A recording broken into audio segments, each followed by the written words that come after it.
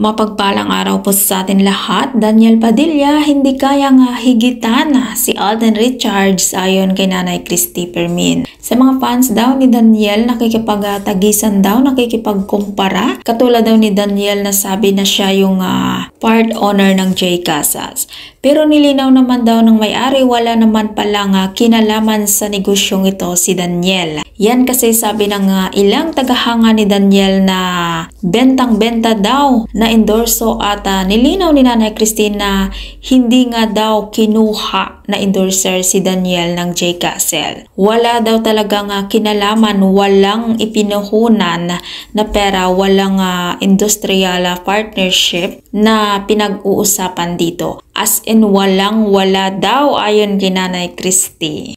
At pati sa Vietnam daw na sinasabing may inaasikaso rin daw na negosyo, pero ayon kay Nanay Christy wala daw dahil walang negosyo si Daniel sa Vietnam. At pinayuhan ni Nanay Christy ang mga fans ni Daniel na wag na daw magkumpara. Naunahan na po talaga ng ilang hakbang, maraming hakbang, katutak na hakbang ni Alden Richards si Daniel Padilla sa pag-alala sa kanyang future. At masigasig daw na nagpundar si Alden dahil inuna daw talaga ni Alden yung bahay ng kanyang pamilya sa Nova.